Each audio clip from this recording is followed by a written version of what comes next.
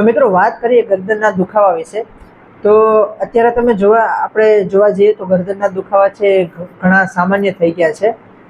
અને અત્યારે છે જે પ્રકારની આપણી જીવનશૈલી છે એ પ્રકારમાં જે ગરદનના દુખાવા છે એ વધુ ને વધુ વધી રહ્યા છે. તો આજે આપણે વિસ્તારમાં જાણીશું કે ગરદનના દુખાવાના કયા કયા કારણો હોય છે અને ગરદનના દુખાવા શા માટે થાય છે અને ગરદનના દુખાવાને મટાડવા માટે આપણે શું કરી શકીએ છીએ.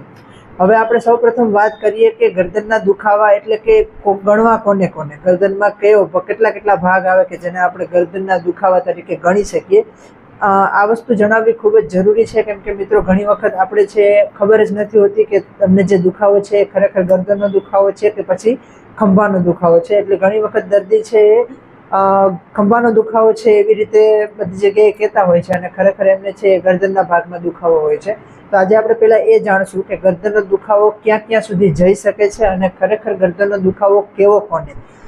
તો સૌપ્રથમ નામ જ છે ગરદનનો દુખાવો એટલે ગરદનનો ભાગ તો આપણે સૌપ્રથમ જાણી જ લઈશું કે અહીંયા આખા તમારા જે ગરદનના ભાગમાં કોઈ પણ જગ્યા પર તમને દુખાવો છે તો એ ગરદનના દુખાવામાં આવશે. પછી એ જ રીતે ગરદનથી લઈ અને ખંભા સુધીના ભાગમાં તમને કોઈ પણ દુખાવો છે તો એને પણ આપણે ગરદનનો દુખાવો કહીશું. એવી જ રીતે ગરદનથી લઈ અને થોડું નીચે પીઠ સુધી તમને ક્યાંય દુખે છે તો એ પણ ગરદનના દુખાવામાં આવશે. અને કદાચ તમને દુખાવો એક સાઈડ આ ભાગમાં થઈ રહ્યો છે, એટલે કે અહીંયાથી લઈને આ ભાગ સુધી જો તમને દુખાવો થઈ રહ્યો છે, તમને એક સાઈડનું માથું દુખી રહ્યું છે ઘણા ટાઈમથી, તો એ વસ્તુ પણ ગરદનના દુખાવામાં આવશે. તો જો તમને પણ આ કોઈ પણ પ્રકારના જો લક્ષણો તમને જોવા મળે છે તો એ તમારો ગરદનનો દુખાવો આપણે કહી શકાય. હવે આપણે જાણીશું કે ગરદનના દુખાવાના કારણો કયા કયા હોઈ શકે છે. તો ગરદનના દુખાવા માટે સૌપ્રથમ આપણે જો કારણ જોવા જઈએ તો જે ગરદનની પાછળ આપણા જે મણકા આવેલા છે જેને આપણે કરોડરજ્જુ કહીએ છીએ, તો એ જે મણકા આવેલા છે એ મણકામાં નાના મોટા ઘસારાના લીધે ત્યાં જે ગરદનમાંથી જે નસ નીકળે છે જે આપણા હાથમાં જતી હોય છે, તો એ નસના દબાવવાના લીધે મોટાભાગે જે આપણે કહી શકીએ કે વધારે મોટાભાગના પેશન્ટોના જે ગરદનના દુખાવા છે એના લીધે હોય છે કે ગરદનમાં જે મણકા છે એ મણકાના ઘસારાના લીધે ત્યાં નસ દબાતી હોય છે અને એ નસ દબાવવાના લીધે ત્યાં ગરદનના દુખાવા આવતા હોય છે. તો હવે આપણે બીજું કારણ જાણીએ તો બીજું કારણ છે ગરદનના સ્નાયુનું છે. જેમ કે આપણા ગરદનની આસપાસ જેટલા પણ આ સ્નાયુ છે, જે મસલ્સ છે, જે નસો આપણે કહીએ, તો એ બધા સ્નાયુ જો નબળા પડી ગયા હોય, એટલે કે જો એટલું બધું એની કસરત ના થતી હોય અથવા તો એટલું બધું એનાથી કામ ના લેવાતું હોય ગરદન પાસેથી, તો એના જે સ્નાયુ છે એ ઘણી વખત નબળા થઈ જતા હોય છે. તો નબળા સ્નાયુ છે એ અમુક સમય પછી સોજામાં આવી જાય છે, કેમ કે એ સ્નાયુ થાકી જાય છે. તો બીજું કારણ એ છે કે સ્નાયુના લીધે પણ ગરદનના દુખાવા થઈ શકે. ત્રીજું કારણ એ છે કે કદાચ કોઈ કારણોસર કોઈ કામમાં આપણે વધારે પડતું જોર જો ગરદનમાં આપી દીધું હોય તો પણ છે ગરદનના દુખાવા થઈ શકે છે. એટલે કે કોઈ વસ્તુ તમે જોરથી ઉપાડી લીધી છે અથવા કોઈ વસ્તુ તમે જોરથી ખેંચી લીધી છે, ત્યારે જો ગરદન છે એકદમ ખેંચતી વખતે જો એકદમ કડક કર્યું હશે તમે શરીર, તો બધું જોર ગરદનમાં પણ જશે. તો એમાં પણ ઘણી વખત છે દર્દીને કોઈ પણ સ્નાયુમાં ખેંચાણ આવી જતું હોય છે, જેને આપણે નોર્મલી કહી શકીએ કે થોડું રક્તરગ જેવું આપણે કહી શકીએ કે નસમાં ખેંચાણ આવી જાય છે, તો એના લીધે પણ ગરદનમાં દુખાવો થઈ શકે. તો આ બધા સામાન્ય કારણો હતા. કોઈ પ્રોફેશન છે, એવું કોઈ કામ છે કે જેમાં વારે વારે તમારે માથા ઉપર વજન લઈને કામ કરવું પડતું હોય છે, તો અમુક વર્ષો પછી છે તમને ધીરે ધીરે છે ગરદનનો દુખાવો આવી શકે છે. એના પછી સુવાની આદતો કદાચ થોડી ઘણી ખરાબ હોય છે ઘણા દર્દીઓની, તો એના લીધે પણ ગરદનનો દુખાવો આવે છે. હવે ખરાબ આદતો કેવી કોને, તો જો તમે બહુ જ જાડું ઓશીકું રાખીને સૂતા હો, અથવા તો ઘણા દર્દીને એવી આદત હોય છે કે જે સિમ્પલ આપણું ઓશીકું હોય છે એને બેન્ડ વાળીને એટલે કે વાળીને સૂવાની આદત હોય છે કે જેનાથી ગરદન છે એ થોડી વધારે ઊંચી રહેતી હોય, તો જો આવું વારંવાર તમે કરશો તો તમને મહિના, 2 મહિના, 3 મહિનામાં છે ધીરે ધીરે ગરદનનો દુખાવો ચાલુ થઈ જશે. કેમ કે ઓશીકું જાડું રાખવાથી જે છે વારંવાર તમારી ગરદન છે એ થોડી વળેલી રહી છે આગળની તરફ, જેના લીધે પાછળ જે મણકા છે અને પાછળ જે નસો નીકળતી હોય છે એ નસોમાં ક્યાંક ને ક્યાંક દબાણ આવે છે, જેના લીધે તે ગરદનના બધા જ સ્નાયુઓ જે છે એમાં સોજા આવી જાય છે અને તમને ગરદનના દુખાવા જોવા મળે છે. હવે આપણે જોઈ લઈએ ગરદનના દુખાવા માટેના લક્ષણો કયા કયા હોય છે. એટલે કે ગરદનના દુખાવા ધારો કે કોઈ દર્દીને છે તો એને કયા કયા લક્ષણો આવશે અને કયા એવા જરૂરી લક્ષણો છે કે જે કદાચ તમને પણ જોવા મળે તો તમારે તરત જ ડૉક્ટરને અથવા તો કોઈ ફિઝિયોથેરાપિસ્ટને દેખાડવું જોઈએ. તો સૌ પ્રથમ લક્ષણ છે દુખાવો. સ્વાભાવિક વસ્તુ છે કે દુખાવો થશે એ પહેલું લક્ષણ છે, અને દર્દી જ્યારે પણ દુખાવો થશે ત્યારે જ આપણે એને કહીશું કે કંઈક તકલીફ આપણે થઈ છે. તો પહેલું લક્ષણ છે દુખાવો. હવે દુખાવો તો બધા જ પ્રકારના ગરદનના દુખાવામાં બધા જ દર્દીઓને આવવાનો છે, પણ દુખાવાની છે અલગ અલગ પેટર્ન હોય છે. જેમ કે આપણે સૌપ્રથમ વાત કરીએ કે જેને ગરદનમાં નસ દબાય છે, જે મણકા વચ્ચેથી જે નસ નીકળે છે, નસ જેને દબાય છે, એને કયા ટાઈપનો દુખાવો આવશે. તો એ દર્દીને છે એ દુખાવો ધીરે ધીરે સ્ટાર્ટ થશે, એટલે કે સૌપ્રથમ છે થોડો દુખાવો હશે, જે આપણે મોટા ભાગે ઇગ્નોર કરતા હોઈએ છીએ કે ભાઈ એટલો દુખાવો તો નોર્મલ કહેવાય, એમને થોડા ટાઈમમાં થઈ જશે. અથવા તો આપણે ગરમ શેક અથવા માલિશ, કોઈ ટ્યુબ, મૂવ સ્પ્રે વગેરે વસ્તુ લગાડીને આપણે ચલાવતા હોઈએ કે જતું રહેશે. પણ એ દુખાવો છે ધીરે ધીરે સ્ટાર્ટ થાય છે, શરૂ થાય છે, અને પછી ધીમે ધીમે વધતો જાય છે.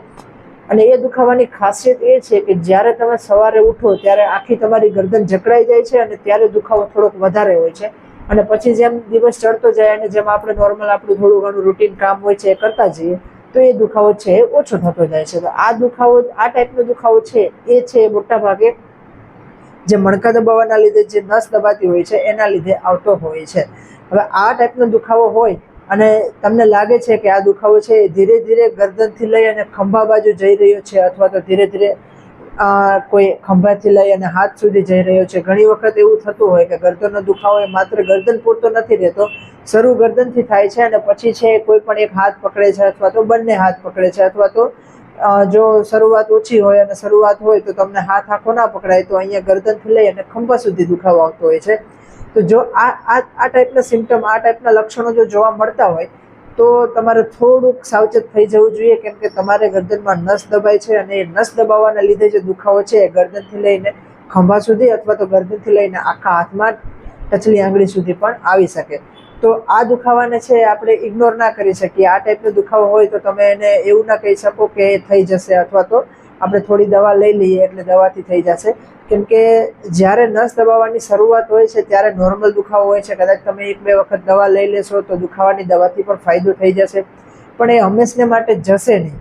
એ દુખાવો તમને 2-3 મહિના પછી વળી પાછો ધીમે ધીમે સ્ટાર્ટ થશે, પછી તમે પાછી દવા લેશો, અથવા તો તમે જો વધારે થોડા સાવચેત રહેતા હશો શરીર બાબતે તો તમે કોઈ સ્પેશિયાલિસ્ટ હાડકાના ડૉક્ટરને દેખાડવા જશો તો એ પણ તમને દવા આપશે, અને એનાથી પણ તમારો દુખાવો થોડો શાંત થઈ જશે. પણ જેવી દવા પૂરી થશે એટલે ધીમે ધીમે ફરીથી એ દુખાવો ચાલુ થશે. કહેવાનો મતલબ એટલો કે જો તમારે ગરદનમાં નસનો દુખાવો હશે તો એ દુખાવો કોઈ પણ દવા લેવાથી હંમેશને માટે જવાનો નથી.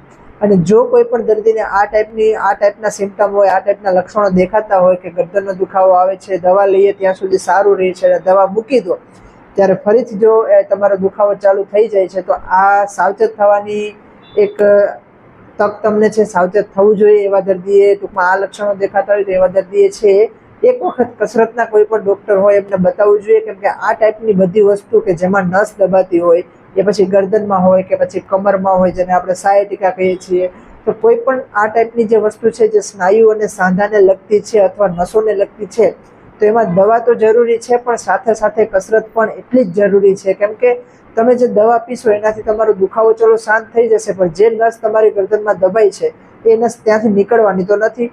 તો એ નસને ત્યાંથી દબાણ ઓછું કરવા માટે આપણે કસરત કરવી પડે, અને જે તમે કસરત કરવા જશો એટલે ધીમે ધીમે ત્યાંથી નસ છૂટી પડતી જશે, તમારા સ્નાયુ મજબૂત થતા જશે, એટલે પછી એ તમને દુખાવો કાયમી માટે જઈ શકે.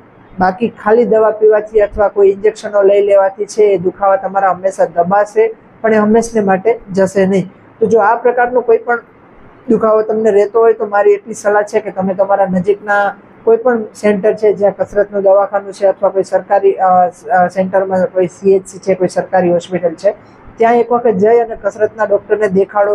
ભલે તમે કોઈ મોટા ડૉક્ટરને ના દેખાડ્યું હોય, તમે કદાચ શરૂઆત જ હોય તમારે દુખાવાની અને તમને અંદાજો આવી જાય કે જે મેં હમણાં તમને કીધું એ પ્રમાણેના લક્ષણો તમને દેખાય છે, તો તમે ડાયરેક્ટ કસરતના ડૉક્ટર પાસે પણ જઈ શકો છો.